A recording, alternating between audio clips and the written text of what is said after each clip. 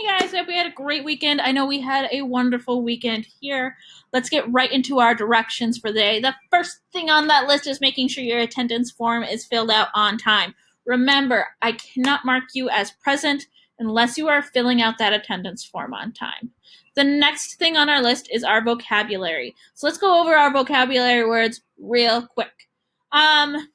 Our first word is taxidermy. So when we're talking about taxidermy, we're talking about preserving an animal's body, either by stuffing it or mounting it, and then we either display it somewhere. So for example, in a restaurant, maybe once in a while you've seen, like, if it's kind of an older rustic restaurant, maybe a fish up on the wall. That'd be a taxidermied fish that's on display.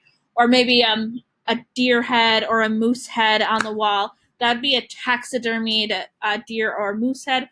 Or sometimes we do them for study as well. If you've taken biology from either Mrs. Woodruff, Mrs. Spriegel, or Mr. F. Frazee, sometimes they use taxidermied animals to help you guys understand something.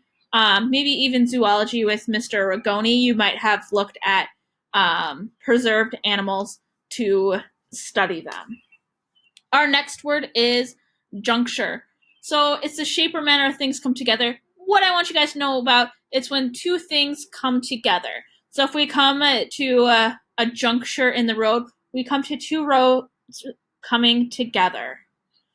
Our next one is multed, having spots or patches of color. So that one's pretty easy. It's just when something has spots.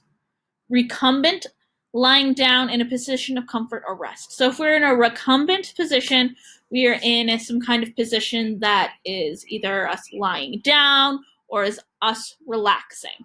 Basically, I want you to think of this word because the most time we hear it is lying down.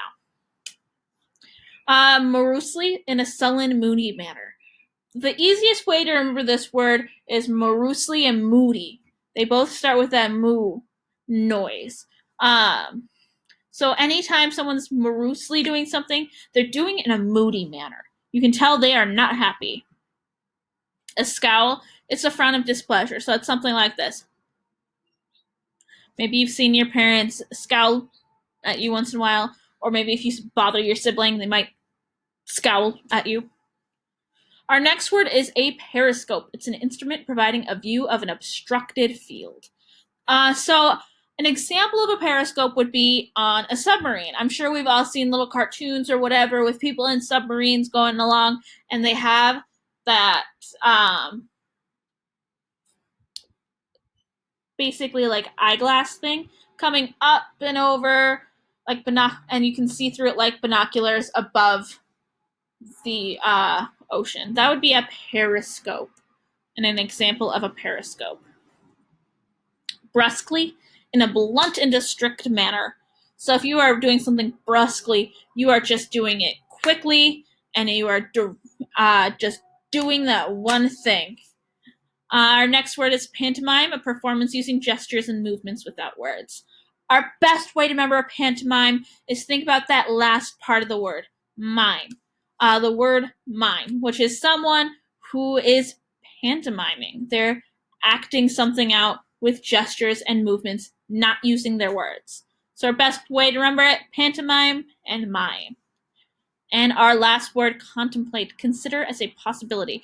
If we are contemplating something, we are thinking about something. The best way to remember that is just remember contemplate and thinking are basically synonyms for one another. All right, so that's all of our vocab words. You got to get your vocab done today. It's the only thing you have to do today.